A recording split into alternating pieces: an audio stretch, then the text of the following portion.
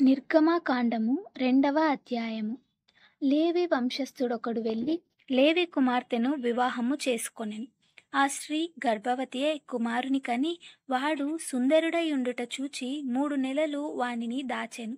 తరువాత ఆమె వాని దాచలేక వాని కొరకు ఒక జమ్ము పెట్టె తీసుకొని దానికి జిగటమన్నును కీలును పూసి అందులో ఆ పిల్లవానిని పెట్టి ఏటి ఒడ్డున జమ్ములో దానిని ఉంచగా వానికేమి సంభవించునో తెలుసుకొనుటకు వాని అక్క దూరముగా నిలిచియుండెను.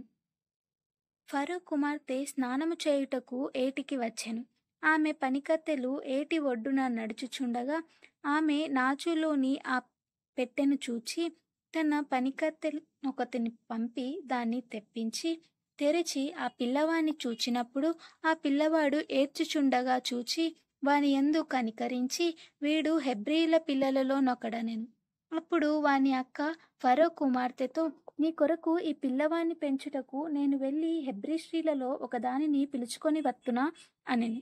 అందుకు ఫరో కుమార్తె వెళ్ళుమని చెప్పగా ఆ చిన్నది వెళ్ళి ఆ బిడ్డ తల్లిని పిలుచుకొని వచ్చెను.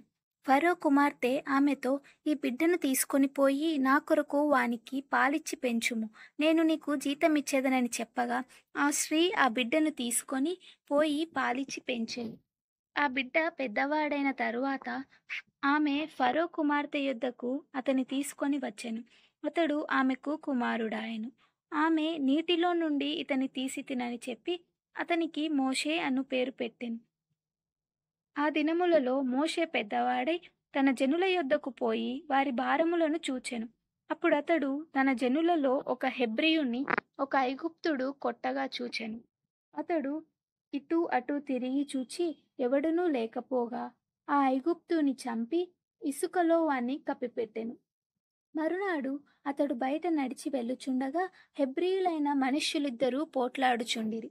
అప్పుడతడు అన్యాయము చేసిన వాని చూచి నీవేళ నీ పొరుగు వాని కొట్టుచున్నావని అడగగా అతడు మా మీద నిన్ను అధికారినిగాను తీర్పరినిగాను నియమించిన వాడెవడు? నీవు ఆ ఐగుప్తుని చంపినట్లు నన్నును చంపవలెనని అనుకొనుచున్నావా అనెను. అందుకు మోషే నిశ్చయముగా ఈ సంగతి బయలుపడెనని భయపడెను. ఫరో ఆ సంగతి విని మోషేను చంపచూచెను గాని మోషే ఫరో ఎదుట నుండి పారిపోయి మిద్యాను దేశములో నిలిచిపోయి ఒక బావి యొద్ద కూర్చుండెను. మిద్యాను యాజకునికి 7 కుమార్తెలుండిరి. వారు వచ్చి తమ తండ్రి మందకు పెట్టుటకు నీళ్లు చేది తొట్లను నింపుచుండగా మంద కాపరులు వచ్చి వారిని తోలివేసిరి.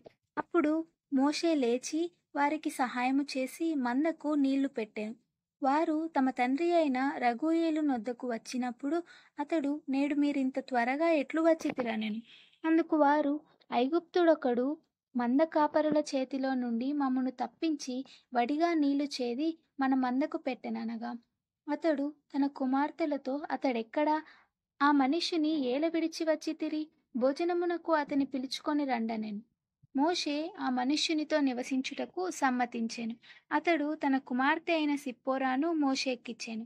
ఆమె ఒక కుమారుని కనినప్పుడు మోషే, నేను అన్యదేశములో పరదేశినై యుంటిననుకొని వానికి గెర్షోము అను పేరు పెట్టెను.